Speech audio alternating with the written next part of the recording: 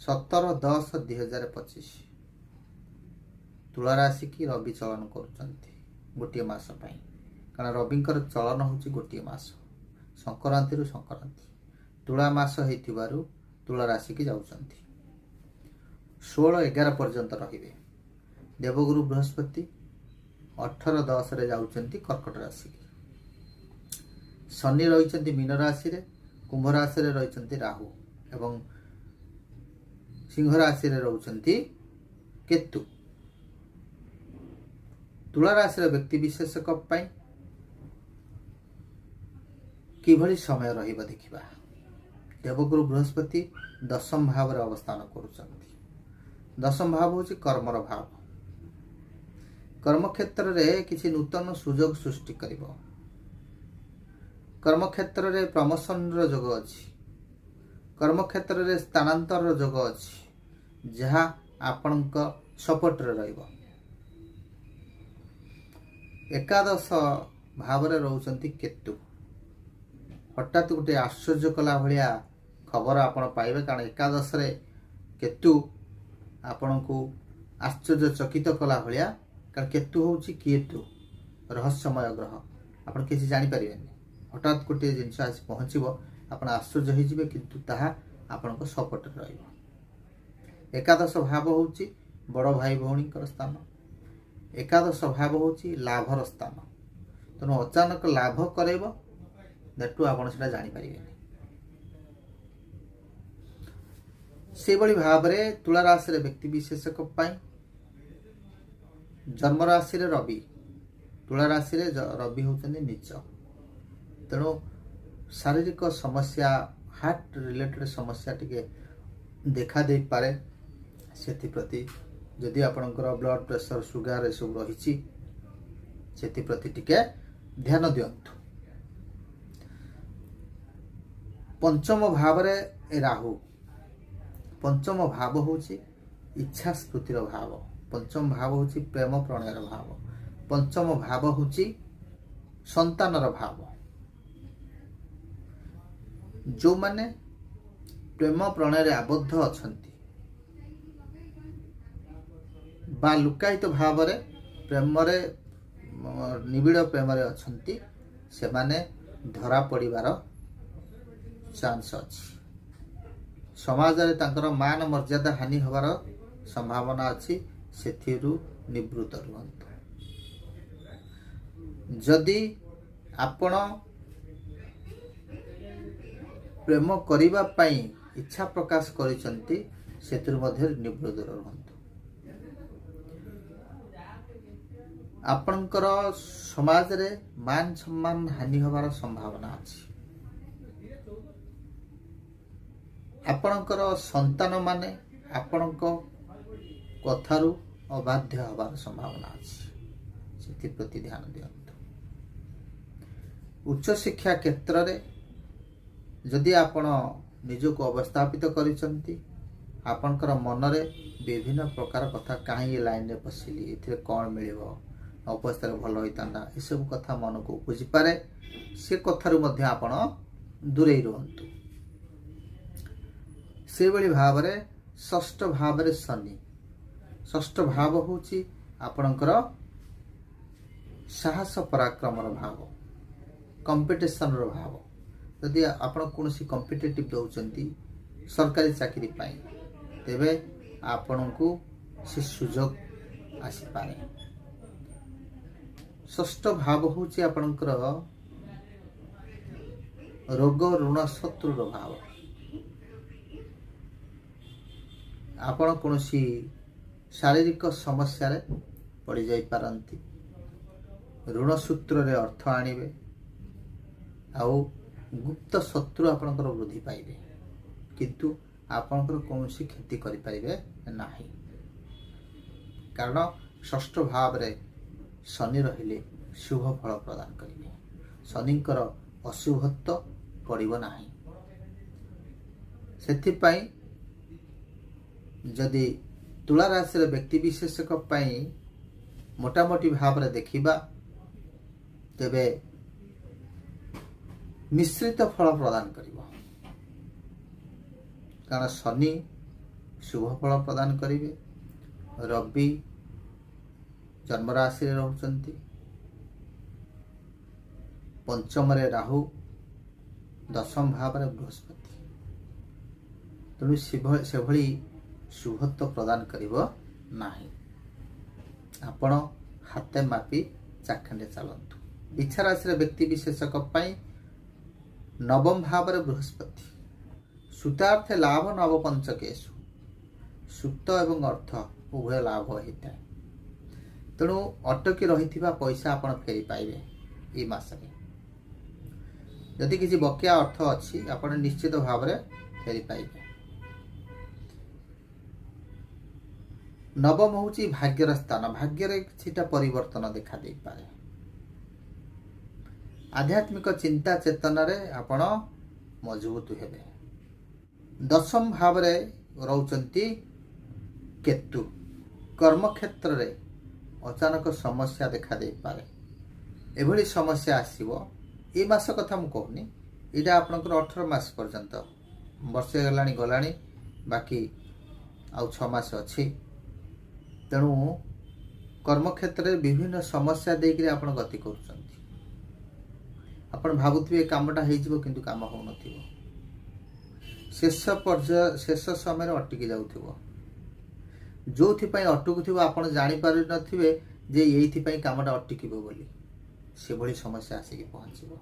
कारण केतु हूँ रहस्यमय ग्रह, तार मुंड न थाए गंडी, आप विषय केवे जापर केतु हठात कर्म क्षेत्र में समस्या आनी उपजेब।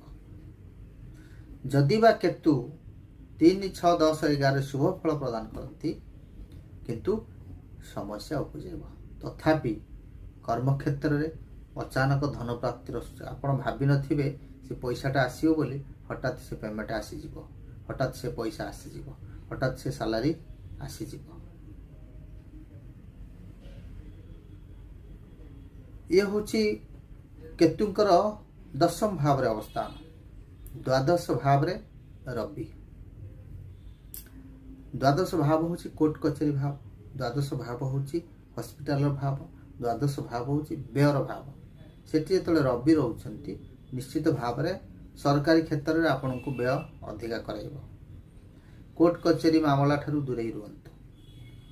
स्वास्थ्य प्रति जत्नवान नियंतु, जो हॉस्पिटल द्वारस्थ होगाक पड़ो ना। विशेष भाव में बीपी हार्ट जनित समस्या देखा दे पारे, से प्रति आप ध्यान दियंतु। इहला रविंकर द्वादश भाव अवस्थान। चतुर्थ भाव में रहउचंती राहु, राहु चतुर्थ भाव में, चतुर्थ भाव होची आपणकर सुखर स्थान, मायंकर स्थान। चतुर्थ भाव आपणकर गाड़ी जमी भूमि गृहर स्थान। तेणु चतुर्थ भाव में जो राहु रोचंती, आपण जदि कौन गृह भूमि जमी एसबू क्रय करने को चाहूँगी एकाधिक बार भावी चिंतिकी क्रय करंतु। बा गाड़ी किणवा को चाहूँगी आपण एकाधिक बार भावी चिंती किणतु। आपण समस्यार ठकामीर शिकार हो पारती। पंचम भाव में रोचे शनि, पंचम भाव हूँ संतान संतति भाव।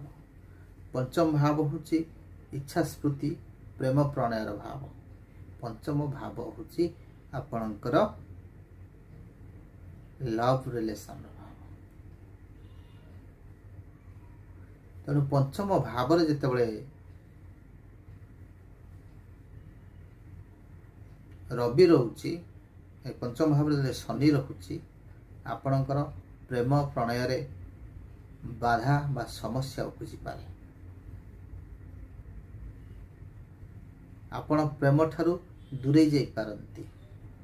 संतान संतति माने अलसुआ हेबे, संतान संतति माने अबाध्य हेबे, सेति प्रति ध्यान दियंतु। शनि कर्मर कारक होइथिबारु आपणकर समाज रे मान मर्यादा हानि होबार मध्य कर्म क्षेत्र रे संभावना अछि, सेति प्रति मध्य ध्यान दियंतु। जदि ओभरऑल देखिबा नवम बृहस्पति आपनको शुभ फल प्रदान करिवो। दशम भाव रे केतु मध्य कर्म क्षेत्र रे कहली किसी अचानक समस्या आनिले भी आर्थिक साहाय्य आपनको हो पारे। बाकी राहु पंचम भाव रे एवं रवि द्वादश भाव रे, राहु चतुर्थ भाव रे, शनि पंचम भाव रे किसीटा समस्या देखा देव। तेणु मिश्रित शुभ फल प्रदान करिवो। धनुराशि व्यक्ति विशेष अष्टमे बृहस्पति, अष्टम बृहस्पति, अष्टमे कुरु राजाच बृहस्पति अष्टम थिबारु महामानी दुर्योधनकर निधन होइतिला। नवम भाव रे रहुचंती केतु। नवम भाव होची भाग्यर स्थान, नवम भाव होची आध्यात्मिक स्थान, नवम भाव होची पितांकर स्थान। तेणु से जो केतु रोचंती आपणकर आध्यात्मिक प्रति टिके मन बढ़िबो। पितांकर स्वास्थ्य किसी समस्या देखा दे पारे, सेति प्रति यत्नवान नियंतु।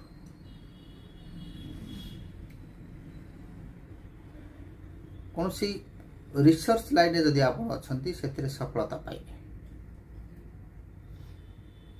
से भली भाव रे एकादश रे रवि, एकादश भाव रे रवि अवस्थान करुथिबारु एकादश भाव होची आपणकर लाभर स्थान, बड़ भाई भौणीकर स्थान, सोशल प्रेस्टिजर स्थान। आपणकर मान मर्यादा वृद्धि पाइब, बड़ भाई भौणी सहित संपर्क रे माधुर्यता आसीब, प्रत्येक क्षेत्र रे आपण लाभवान। आर्थिक लाभ कथा कहतु बा समाज रे किछि पाइबार थिबो जदि पाई परिबे, एसब क्षेत्र रे आपण लाभवान हो पारिबे। तृतीय भाव रे राहु, तृतीय भाव होची साहस, पराक्रम, कम्युनिकेशन।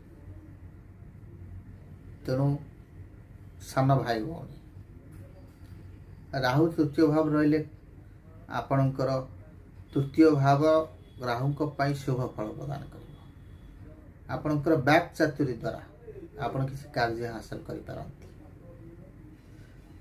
आपणकर कम्युनिकेशन स्किल द्वारा अनेक किसी कार्य हासिल करिवे। सान भाई भौणी सहित आपण संपर्क रे मधुर्यता आसीबो। से भली भाव रे चतुर्थ भाव रे आपणकर शनि, शनि होउचंती कर्मर कारक। चतुर्थ भाव होउची गाड़ी, भूमि, जमी एसबु क्रय करिवार भाव।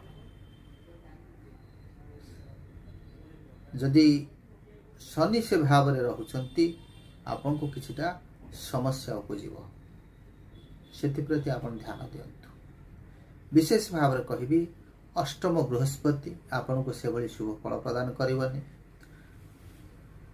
नवम भाव रे केतु मध्य से भली शुभत्व प्रदान करिवो नाही, किंतु एकादश रवि आपन को निश्चित भाव रे सरकारी क्षेत्र रे किछिटा साहाय्य मिलिबो। तृतीय भाव रे राहु मध्य आपन को शुभत्व प्रदान करिवो एवं चतुर्थ भाव रे शनि आपन को से भली शुभ फल प्रदान करिवो नाही। ये मध्य आपन को 40-50% आपन शुभ फल पाइबे। इथिला धनुराशि व्यक्ति विशेषक तुला मासर राशि।